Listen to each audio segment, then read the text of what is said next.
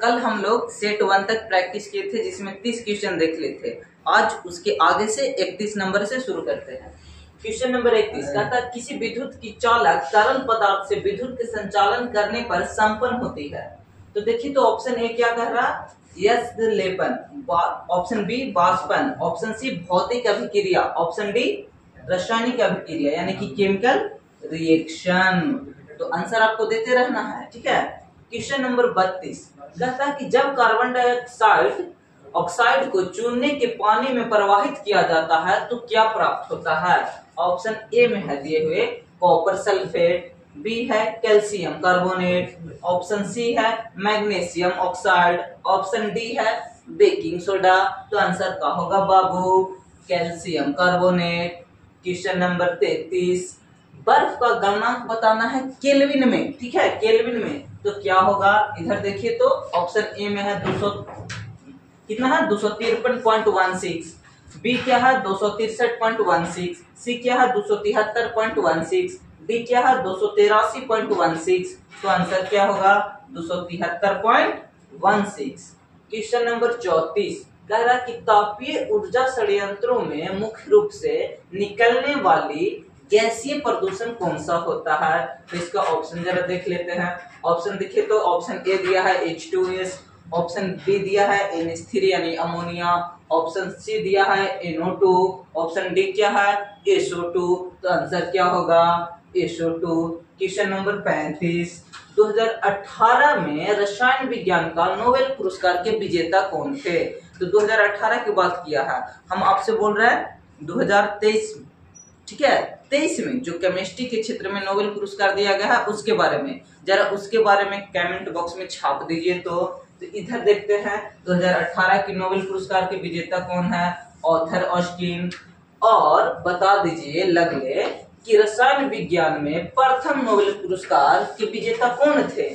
तो option A देखिए तो कह रहा वॉट हॉफमैन, बी में है एमिल फ्रीसर, सी में है स्वेन अर्हेनियस, डी में है विलियम रामसे। तो आंसर क्या होगा वॉट हॉफमैन। क्वेश्चन नंबर 37 किस मिश्र धातु का प्रयोग सिक्के बनाने के लिए किया जाता है। तो ऑप्शन ए क्या है डच मेटल, बी क्या है डेल्टा मेटल, सी क्या है बेल मेटल, डी क्या है मुंज मेटल। तो आंसर क्या होगा मुंज मेटल। अब आपको बताना है कि मुंज मेटल किसका किसका मिश्रण होता है, जरूर बताइए।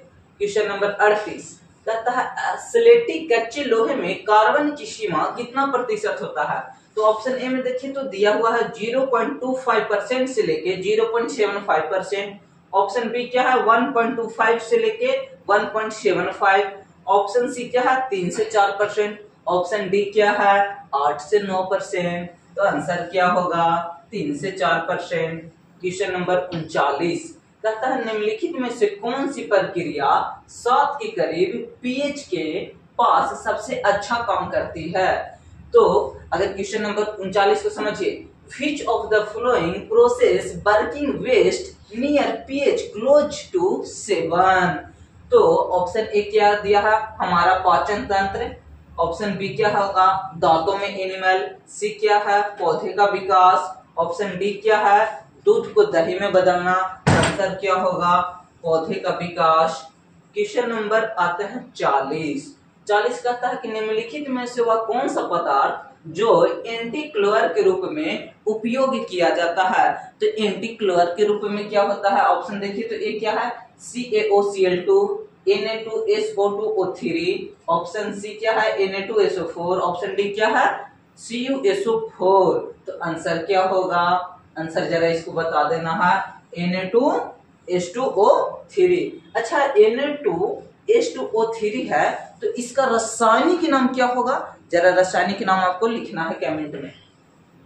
41 कहता उस यौगिक की पहचान करें जिसका उपयोग बिल्कुल कीटनाशक के रूप में किया जाता है। तो कीटनाशक के रूप में किसको करते हैं। तो देखिए तो FeSO4 × 7H2O, CaSO4 × 2H2O, CuSO4 × 5H2O, option D है CaOH के होल 2। तो आंसर क्या होगा CuSO4 × 5H2O। Question number 42 bleaching powder का उपयोग नहीं किया जाता है तो किस रूप में नहीं किया जाता है? ऑप्शन ए है पीने के पानी में कीटनाशु रहित करने के लिए, ऑप्शन बी है क्लोरोफॉर्म के रूप में, ऑप्शन सी है वस्त्रों में विरंजक के रूप में, ऑप्शन डी है कि क्लींजिंग एजेंट के रूप में। तो देखिए कि इसका उपयोग नहीं कहा है, तो नहीं में क्या होगा कि क्लींजिंग एजेंट के रूप में। तो किया किसको में जाएगा? तो पीने के पानी में कीटाणु को मारने के लिए करेंगे। बी क्या होगा? क्लोरोफॉर्म के निर्माण करने के लिए, और वस्त्रों का आदि के विरंजक के लिए, इन सारी चीजों में किया जाएगा। चलिए क्वेश्चन नंबर 43, सोडियम कार्बोनेट का उपयोग नहीं करते हैं। तो सोडियम कार्बोनेट का उपयोग कहाँ नहीं करते हैं? पानी को मृदा करने में करते हैं, तो हाँ बिल्कुल करते हैं जी। ऑप्शन सी देखिए तो डिजेंट के रूप में करते हैं, हाँ करते हैं। कांच के निर्माण में भी करते हैं। नहीं कहाँ करते हैं? तो सीमेंट के निर्माण में सोडियम कार्बोनेट का उपयोग नहीं करते हैं। क्वेश्चन नंबर 44 कहता है निम्नलिखित में से किस गैस का ईंधन के रूप में इस्तेमाल किया जाता है? तो देखिए तो ऑक्सीजन, क्लोरीन, हाइड्रोजन, CO2। तो किसका करते हैं? तो हाइड्रोजन का। क्वेश्चन नंबर 40 कहता है which of the following substance has been the lowest pH value, यानी कि वह कौन सा है निम्न पदार्थ जिसका pH वैल्यू निम्न होता है? तो जरा ऑप्शन पे इसका आते हैं। ऑप्शन में देखेंगे, पहला ऑप्शन चीनी है, ऑप्शन बी क्या है? टमाटर के रस है, ऑप्शन सी क्या है? सिरका है, ऑप्शन डी क्या है? तो सोडा धोना है। ठीक है, तो आंसर क्या होगा? तो सिरका हो जाएगा। क्वेश्चन नंबर 46 कहता है कि निम्नलिखित में से पीएच सीमा वाले समाधान कमजोर अम्ल कौन से होते हैं? तो जिनका पीएच वैल्यू 4 से 7 के बीच में होता है वो होते हैं। जरा बता दीजिए कि कौन सा संकेत एसिड समाधान में गुलाबी रंग देता है? तो ऑप्शन ए है मिथाइल ऑरेंज, बी है फेंथोफिलीन, सी है लिटमस, ऑप्शन डी है ब्रोमथाइमिल नीला। तो आंसर क्या होगा? तो मिथाइल ऑरेंज हो जाएगा बालक। क्वेश्चन नंबर 48 कहता है कि वह कौन सा गुण एसिड को नहीं दिखाता है? तो एसिड जो होते हैं, यानी एसिड का कौन कौन से गुण होता है? तो हम लोग जानते हैं कि एसिड स्वाद में कैसा होता है? कड़वा होता है। इसका पीएच मान 4 से कम दिखता है। नीले लिटमस को लाल में बदल देता है। ये सब भी सही है। कौन नहीं कह रहा? तो नहीं होंगे give yellow the colour with the methyl orange, यानी मिथाइल ऑरेंज के साथ साथ ये पीला रंग देता है। ये ऐसा इसमें नहीं होता है। क्वेश्चन नंबर 49 कहता है, थोड़ा सा इसको हमको जूम आउट करना होगा। खनिज के एसिड को कंटेनर में सुरक्षित रूप से निम्नलिखित में से किस धातु के कंटेनर में संग्रहित किया जाता है? तो ऑप्शन ए में देखिए तो क्या है? एल्युमिनियम है, बी में आयरन, सी में रजत यानी कि सिल्वर, और डी में जिंक। तो आंसर क्या होगा? सिल्वर। क्वेश्चन नंबर 50 कि निम्न में से कौन सी धातु है? तो धातु ऑप्शन ए देखिए तो क्या है? Pb यानी कि लेड, Sb, Ge। तो इनमें से आंसर क्या हो जाएगा? तो Pb। क्वेश्चन नंबर अब हमारा आता है 51 कह रहा है कि एक पदार्थ जो पानी में जोड़े जाने पर बड़ी मात्रा को हाइड्रोक्सिल आयनों से निकलता है, वो कैसे होते हैं? तो वो होते हैं प्रबल क्षार होते हैं जी, अम्ल नहीं होंगे। मिथाइल ऑरेंज की कुछ बूंदे को अगर साबुन के घोल में मिला दिया जाए तो घोल का रंग बदल जाता है। तो घोल का रंग कैसा हो जाएगा? ऑप्शन ए देखिए तो नारंगी, ऑप्शन बी पीला, ऑप्शन सी गुलाबी, ऑप्शन डी रंगीन। तो आंसर क्या होगा? पीला। क्वेश्चन नंबर 53 पेंट में बनने वाला एसिड को, यानी पेंट में नहीं पेट में, ठीक है, पेंट कलर वाला नहीं, पेट में, ठीक है, ये वाला पेट, ठीक है। तो पेट में बनने वाला एसिड को जो पाचन करने में मदद करता है वह किसका तनु का घोल होता है? तो ऑप्शन ए है हाइड्रोक्लोरिक अम्ल, ऑप्शन बी है H2SO4, ऑप्शन सी है CH3COOH, ऑप्शन डी है सिट्रिक एसिड। तो आंसर क्या होगा? हाइड्रोक्लोरिक अम्ल, HCl।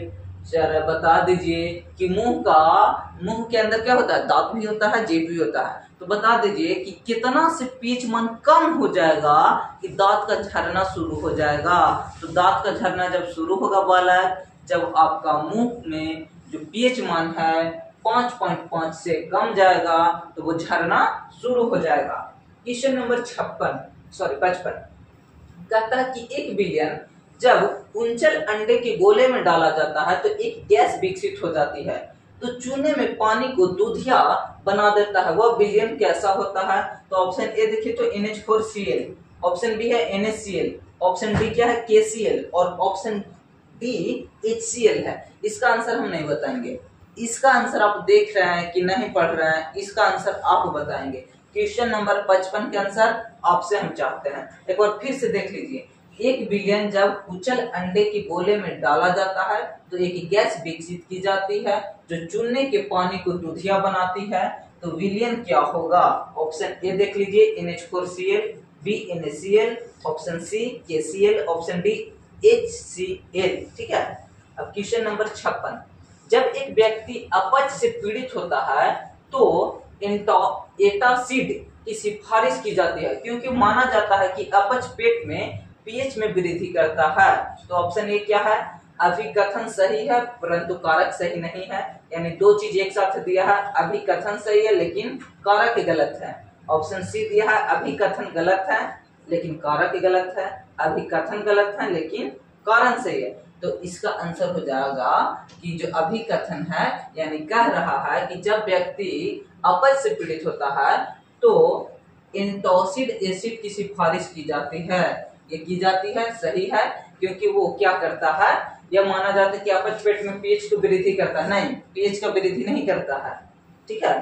आगे, कौन सा लवण विलुप्त नहीं होता है? तो magnesium chloride, sodium chloride, calcium chloride या फेरस सल्फेट? तो क्या होगा? Sodium chloride. Question number 58, gypsum से तैयार एक यौगिक में पानी की उचित मात्रा के साथ मिश्रित होने पर वह सख्त होने का गुण होता है। यौगिक की पहचान करना है, तो यौगिक की पहचान किस रूप में करेंगे? CaSO4 × ½ H2। गुड।